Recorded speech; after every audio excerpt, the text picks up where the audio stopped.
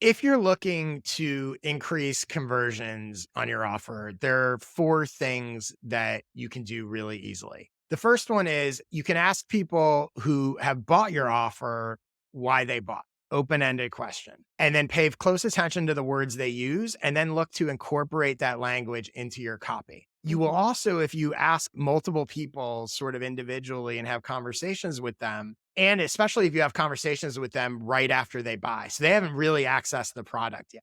Because once they access the product, they might go, oh, I bought because I love this community. Well, you didn't know about that community when you first bought, right? Right. So when someone buys, go ask them, why did you decide to join this? And you will start to notice some trends, right? They might start to say, you might see multiple people who use the word frustrated. I was so frustrated with my training. You might see multiple people who use the word intimidated. I was so intimidated, I didn't know how to get started.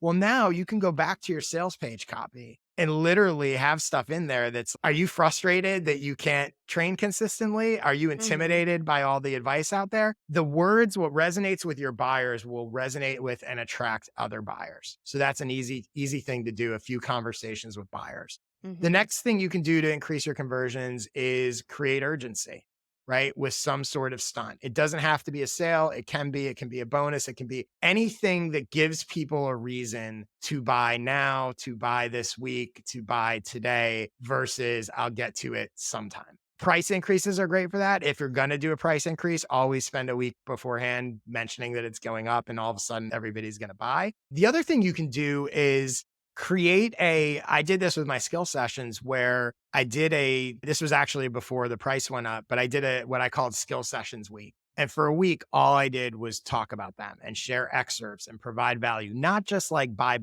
not sales messaging, but, Right. but a week's worth of here's an excerpt from this session and here's an excerpt from that session and price is going up on Monday. And I almost doubled my membership that week compared to what it had been like the year before. And it was all those people who were like, when I would ask them after they bought, I would get a lot of, oh, I've been meaning to join and I just haven't pulled the trigger and now I'm doing it. And oh, it was so cool to see all that stuff. And from an awareness point of view, if you literally brand the week, I forget what's the name of your program? Of the team, you mean, Yeah. or like my business? So it's called the PR team, planted runner, but Okay. PR is personal record. So yeah. Okay.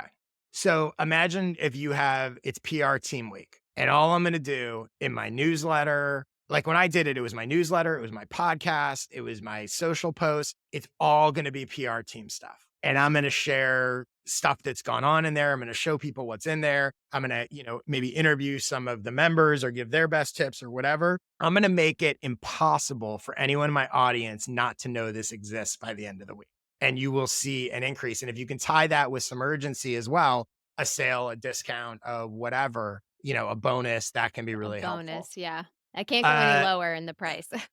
right, right. But so Yeah. bonuses, and again, if let's say you're going to launch a product, right? You buy this week, you also get access to the product that's coming out or whatever. Exactly. Yeah. The third thing is do individual outreach to your audience's most likely buyers. So one thing was go talk to people who have bought and find out why they bought. But now there are people in your audience, and you can tell this a lot by who clicks what links on your newsletter. I'm sure you know certain types of people that you're like, this person really should be a member of my thing. They fit the thing. So go reach out to them individually. I've actually been direct messaging some people on LinkedIn and Twitter that when they engaged with something on my post, you could do this with Instagram. They Mhm. engaged with something. I look at their profile. I'm like, this is the perfect person for what I do, right? Because not everyone in your audience is going to be a perfect fit for the product. So I'm direct messaging them and I'm not saying, hey, buy my product, but I'm getting to know them and I'm saying, hey, I saw you're a coach and what are you working on? You need any help? And they go, I'm really trying to get clients. Oh, I'd love to send you some free resources. And I literally will be like, here's an episode of my podcast where I talk about that. Here's whatever. And I'll go, oh, and by the way, I have these skill sessions. One of them's the client generator on how to get clients. I'll send it to you for free. If you like it and you want to become a member, here's how you do it, whatever. So Mhm. I'm promoting it in a very specific way but not pay by my thing. I'm giving them value. And I know this person just told me they're looking for clients. You can't do that with everyone, but you can identify people. You could look at your newsletter and go, who are the people that click the link to my sales page? Who are the Right. people that are considering this? And can I nudge them over with Yeah. a message, an email, a something? Hey, you want to join the community for a week? And you want to come on you want to come on Tuesday when I do my Q&A and you can just kind of Mhm. see what it's all about.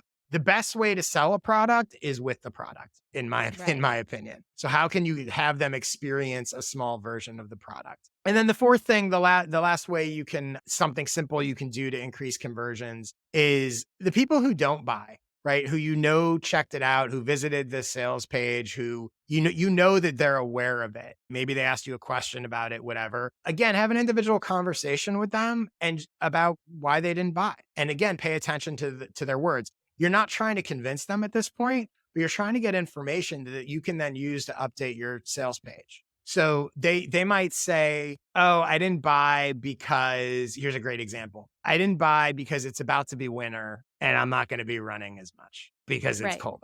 Well, maybe that leads you to add something to the sales page that counters that objection. Maybe it leads you to say something like, I get it. It might be winter, but actually summer starts now.